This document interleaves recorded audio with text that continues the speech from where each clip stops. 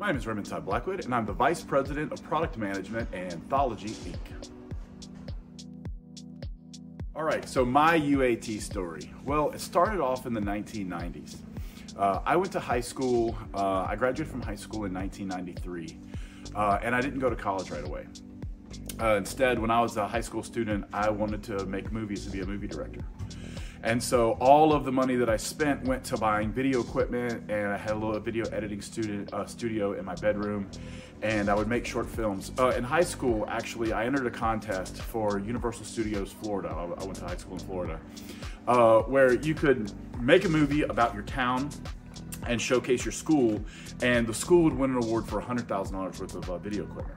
So I made a movie. It was called Game Day for Renegade. If you don't know, Florida State University has an Indian and a horse named Renegade that run out at the beginning of the home games and go up and then, put a spear in the middle of the thing.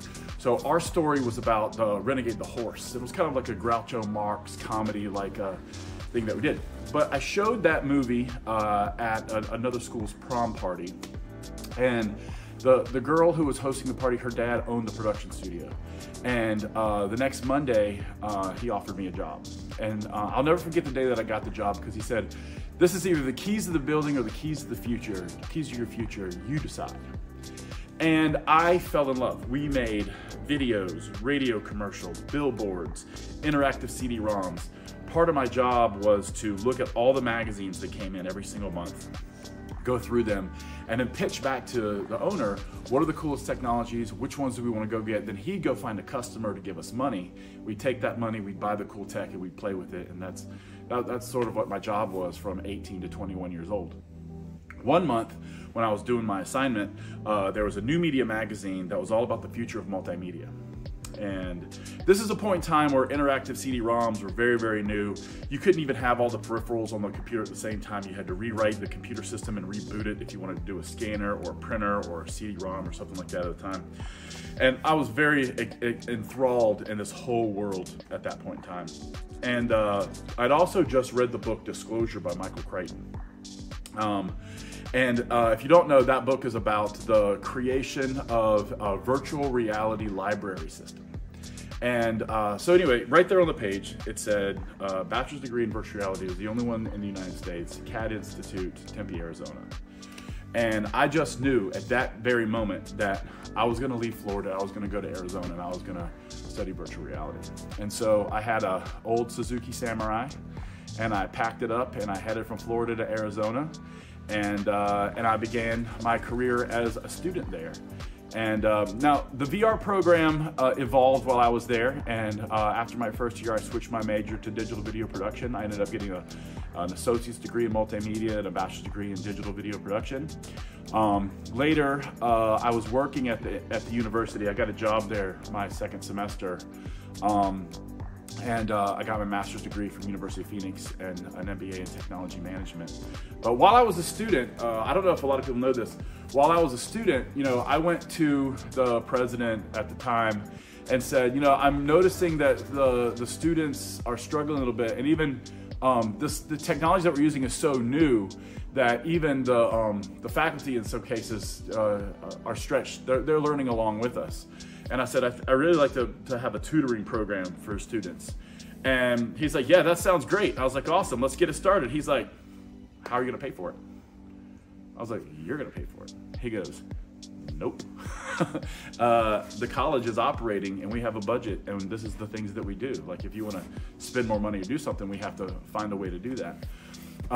And so through some research, found out that in the financial aid program, the federal financial aid program, there is a program called Federal Work Study that will pay 75 cents on the dollar for any student-related workers that you have for participating in the Title IV program.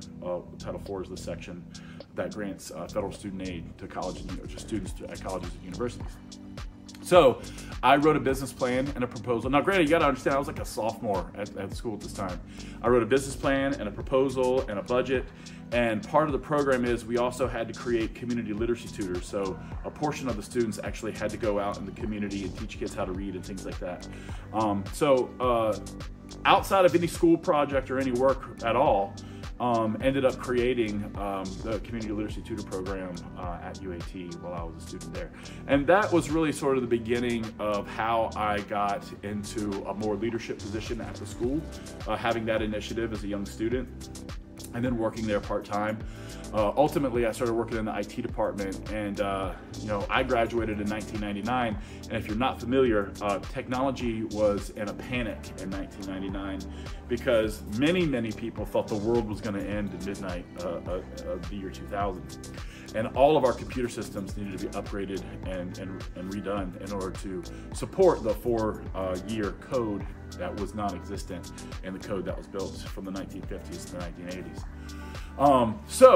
My first major project at graduation was our Y2K technology, which was revamping all the technology systems at the school. And one of those systems was the student information system. And the school ended up selecting a company out of Florida called Campus Management to put in the very first version of a student information system called Campus 2000. And today I am the leader, and I've been managing that software since 2011 in product management, and have helped it evolve from the solution that it was to just be Y2K compliant in 1999 and the early 2000s to now one of the largest, fastest growing cloud-based student information systems in the world. So that's kind of my UAT story. I have hundreds, if not thousands, of UAT stories to tell, but that's sort of mine in a nutshell. I'm getting a Lifetime Achievement Award for graduates, and this is the first one that UAT is giving, and I am completely humbled and honored and a little bit of embarrassed about it. So when my marketing team at work was like, they were looking for something, I was like, well, UAT's a good customer, and then goes, and by the way, I might be speaking at their commencement and getting a Lifetime Achievement Award for being a graduate. No big deal. It's like, what? That is totally a big deal. Let's celebrate this moment, and you should be much prouder than you're acting like, because it is a big achievement, and I can't believe it's been 25 years since I graduated, and even longer since I started school. So I'm really humbled and excited, honored.